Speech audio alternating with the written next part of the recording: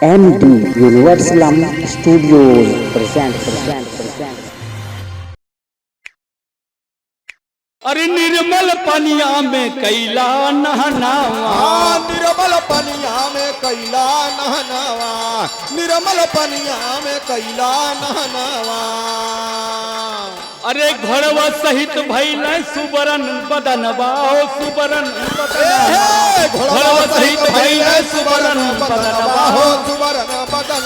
हाँ, घोड़वा सहित भइल सुबरन बदनवा, हो सुबरन बदनवा। भेद हमके बतावा, हे भेद हमके बतावा, तिखार मनई भूप भोरवई में दे।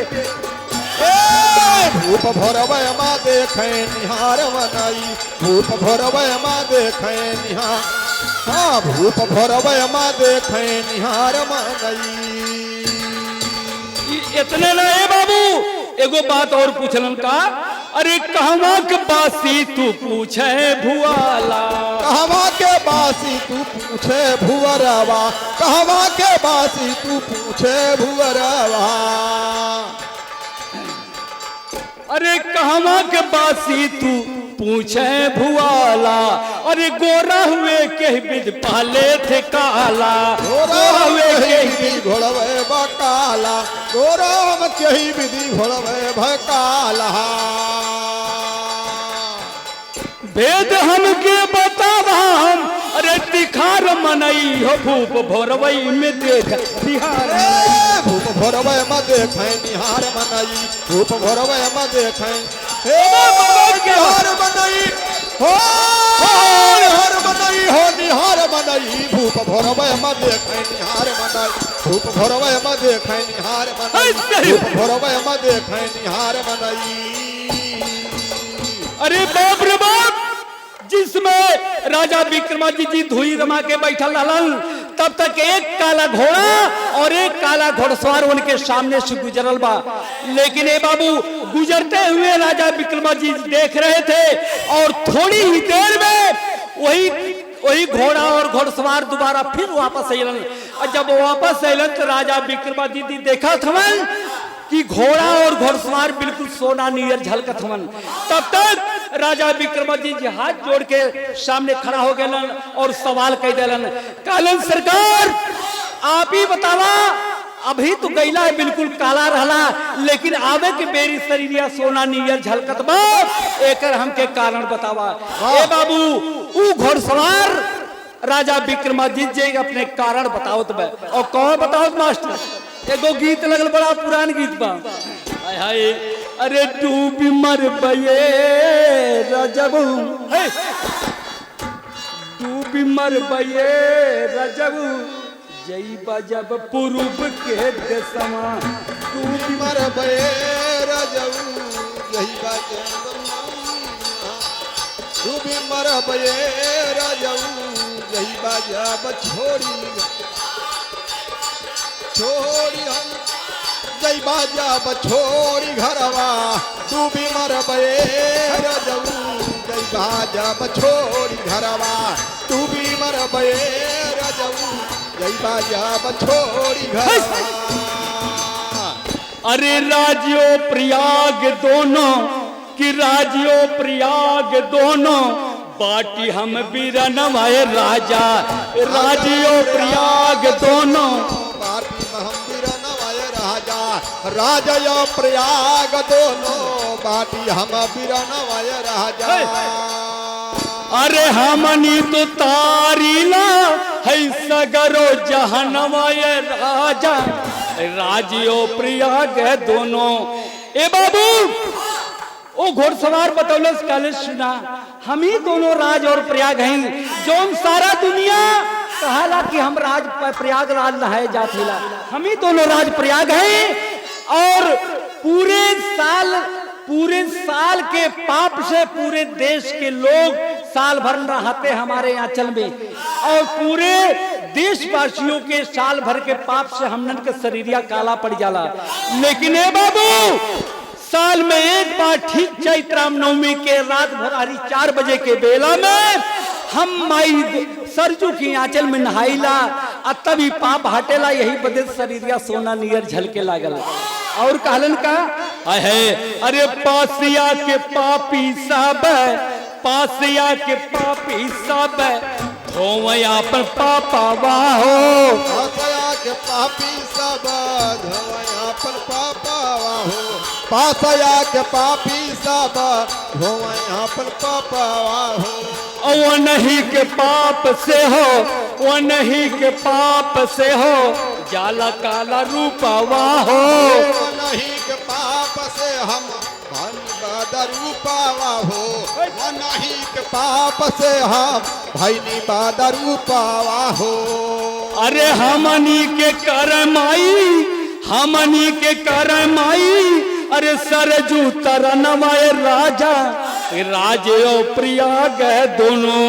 ए बाबू, साल के एक बार चैत्र नवमी की रात भरारी 4 बजे के बेला में हम दोनों माई सरजू के आंचल में नहाइला, तभी तब पाप हटेला, यही पते शरीर सोना नियर झलक लगल। अरे बाप रे बाप, तब तक राजा विक्रमादित्य जी दूसरा सवाल खड़ा कर दिलन, दूसरा प्रश्न पूछे लगलन का आहे, अरे राम घाटवा पर उनसे, राम घाटवा पर उनसे बोले निरपराई रामा, राम घाटवा पर उनसे बोले निरपराई आहो, राम घाटवा पे उनसे बोले निरपराई आहो।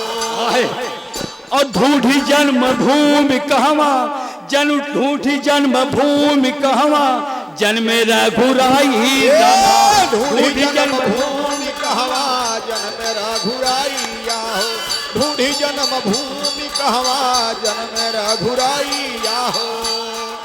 अरे जानकारी हो तो देता, जानकारी हो तो देता, पता ठिकानवा राजा, जानकारी हो तो देता, अरे पता ठिकानवा राजा, हमनी के कार्य तरनवा राजा, हमानी के गाढ़े में परला परनवा राजा, हमानी के गाढ़े में परला परनवा, हमानी के गाढ़े माया परला परनवा राजा।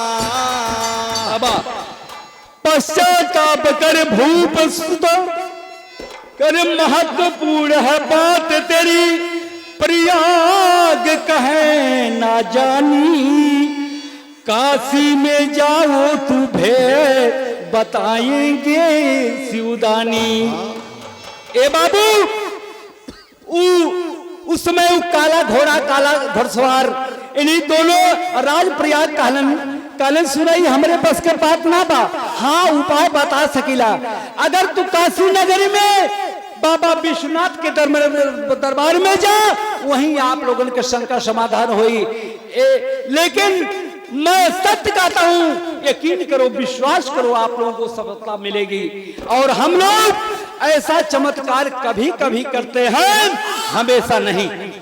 ए बाबू, इतनी बात जब राज और प्रयाग कहलन, लेकिन कहना है यही से बात बताई ला, बिना झूठ के सच के मिलन ना होले, बिना झूठ के सच के मिलन ना होई, अब बिना बाउर के नीमन के पहचान ना होई। यही से बताई ना कि वेद है 4 जी, चारों का गुण निराला है, जहाँ पे 18 पुराण की उजाला है, सावत्र है 6 निषिद्ध भिन्न नाम किया, ज्ञानियों की परिभाषा ज्ञान को विराम दियो। कहे विष्णु पुराण विष्णु जग के स्वामी है, अग्नि पुराण के है अग्नि प्रणेतारी है, गरुड़ पुराण का है गरुड़ बड़े ज्ञानी है। कलम कितनी टूटी तुलसी जी केवल राम लेके सूर्थ चूर केवल गाथा का घनश्याम लिखे, डिगे मानव पुराण भिन्न पर पुरनवा हो, मिले न पोल झूठ साच के जहनवा हो।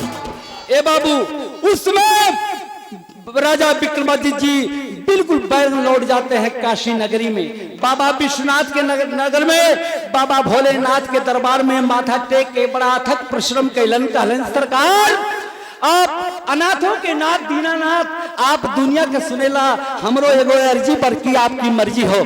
लेकिन वहां गलन माथा टेक देलन और एगो गीत लगल बा, हमारे माताएं और बाने अक्षरी गीतिया की गावेलन। हाय हाय, अरे आज एक दसिया, अरे बिहान दुआ दसिया, तेरे सिया के ना, एकदम खाटी निर्गुण गीत हो लाल।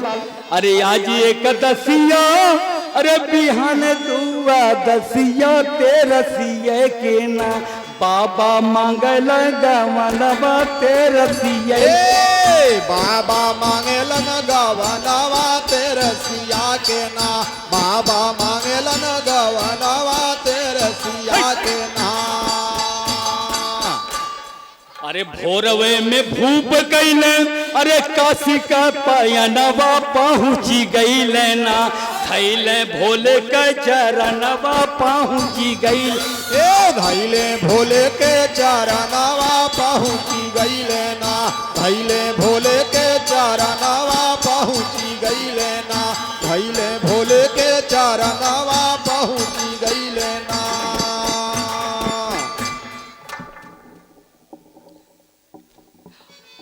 अरे मनवा का इच्छा जाही कि ये निरपरैया मनवा के इच्छा चाही कि ये निरपरैया मनवा के इच्छा चाही कि ये निरपरैया अरे भोले मांगा के दिहल कालिए के गैया भोले मांगा के दिहल कालिए का गैया भोले मांगा के दिहल कालिए का गैया अरे यह बताई तू के पता और ठेकनवा पहुँची गई लेना धैले भोले के चरणवा पहुँची गई धैले भोले के चरणवा पहुँची गई लेना धैले भोले के चरणवा पहुँची गई लेना धैले भोले के चरणवा पहुँची गई लेना ए बाबू उसमें बड़ा घनघोर तपस्या के लिए राजा विक्रमादित्य जी तब तक कि भोलेनाथ खुश होके एक काली गैया दहलन और काली गैया के नाम का बताओ कामधेनु दहलन और कामधेनु गाय के कीमत का बताओलन कहना है अरे कामधेनु जय जावा जन्मया सथनवा हो कामधेनु जय है राम जन्मया सथनवा हो कामधेनु जय है राम जन्मया सथनवा हो अरे अपने से दूधवा गिराई तौने छनवा हो अपने से दूधावा गिराई तवने छनवा हो अपने से दूधावा गिराई तवने छनवा हो अरे वही जाके जनिया बाबू जन्मया सथनवा पहुँची गई लेना धैले भोले के चरणवा पहुँची धैले भोले के चरणवा पहुँची गई लेना धैले भोले के चरणवा पहुँच गई लेना पहुँच रे गई लेना हो पहुँच रे गई लेना हो पहुँच रे गई लेना धैले भोले के चरणवा पहुँच रे गई लेना धैले भोले के चरणवा पहुँच रे गई लेना ए बाबू बिरहा में एगो टीरी लगल मास्टर एक काली गैया जलन और गैया के नाम कामधेनु बतौलन कहलन सुना आगे आगे गैया जाए पीछे पीछे तू जइहा अयोध्या नगरी में जिस स्थान पे गाय खड़ी हो जाएगी और आपसे आप दूध गिरे लागी बाबू तो समझ जाइए कि हकीकत वही राम जन्मभूमि स्थान हो अरे मुकुटवा पावन कुंदन के लगल हे मुकुटवा कि मुकुटवा पावन कुंदन के लगल विक्रमादित्य बनाए मंदिर रघुनंदन के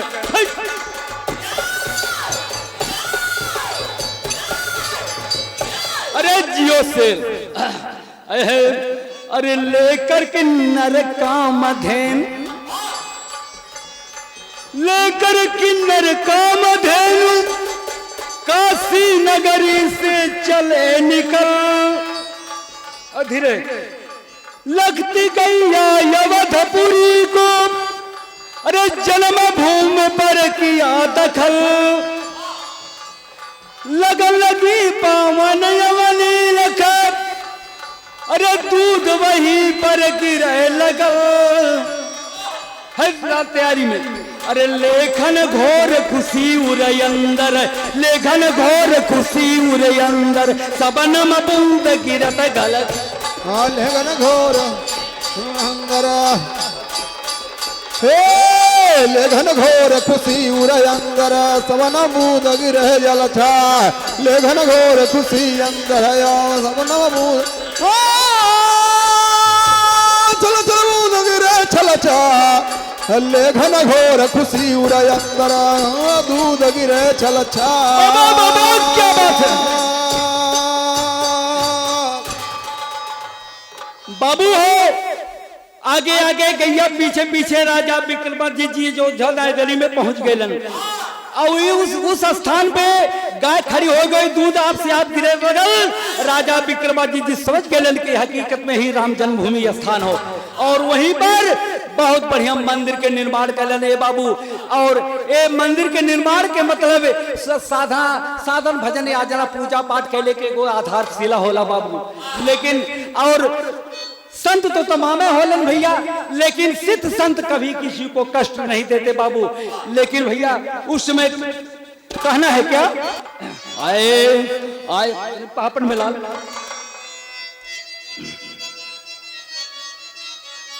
और आखिरी पत्ती लगा के आए आए हैं।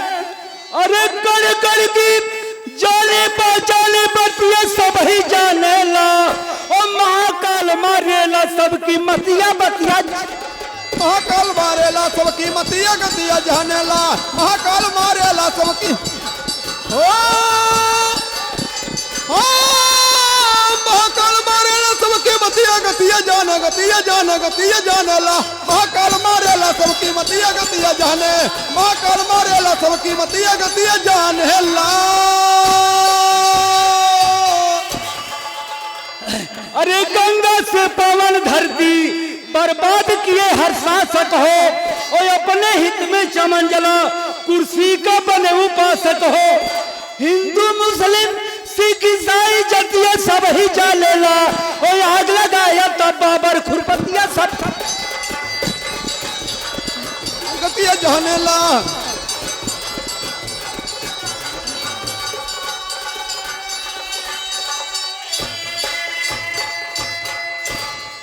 ए बाबू गौर करेंगे बाबू, उसमें बाबर का जमाना था बाबू। बाबर अपने शासन काल में किया क्या, आल्हा में प्रमाण बलाल आए आए रामा।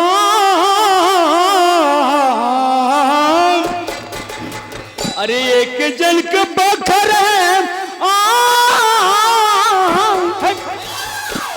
एक जन के बखर है न बाट बनवारी बाबू। एक जन के बखर न राम रहीमा।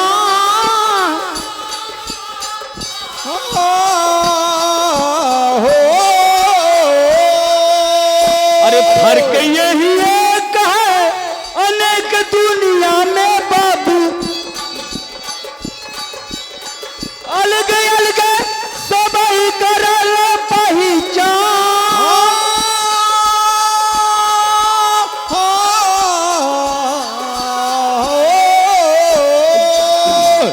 जान की अनजान का है होल मारे मितऊ भैया। अरे 1490 में बाबर किया था तूफान।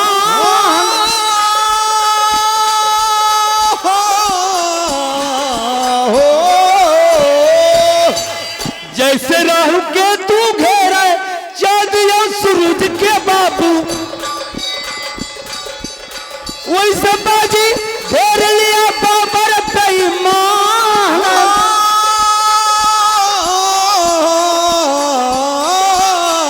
जबर समय सजदी बनावे लागल फजिया बाबू। अरे सज पले तनिया के अपने हलदान। अरे साधु सन्यासी हिंदू लड़े जलवा पर बाबू। अरे कलमा कुरान पढ़ के लड़े मुसलमान।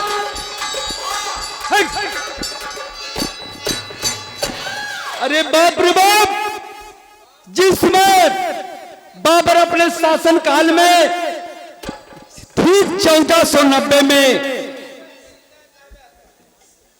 ठीक 1490 में मस्जिद के निर्माण के लिए बाबू ढांचा बनौलस, लेकिन दुनिया जानेला सब हिंदू हो या मुस्लिम, मालिक एक इंसान एक, लेकिन दुनिया में सबके पहचान अलग अलग होले बाबू। यही शिकाल गए मुसलमान भाई लिखते हैं हम खुदा व खुद है, अंग्रेज लिखते हैं गॉड इज वन, लेकिन कृष्ण कन्हैया 16 कला अवतारी में लिखा है अहम एक द्वितीयो नास्ति। कहने का मतलब हम एक है, दूसरा कोई नहीं। लेकिन कहना है आए हैं हो गया।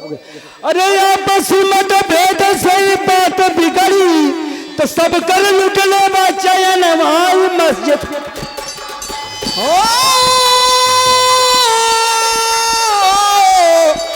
सबके लुटले बचयन वाई माया नगर, सबके लुटले बचयन वाई माया नगर, हाँ सबके लुटले बचयन वाई माया नगरी।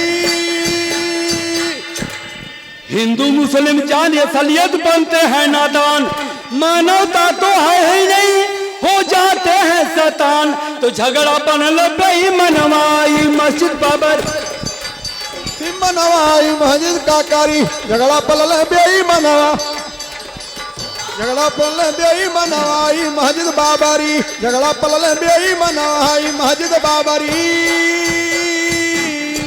कि गुरु बिहारी गुरु रमन की खत्म हुई कविताई, और स्वर्ग गए गुरु रतन लाल मंगल बगिया लहराई।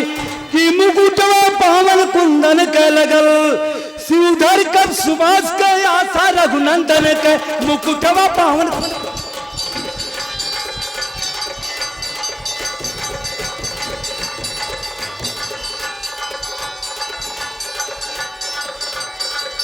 भैया प्रेम से बोला सिया राम।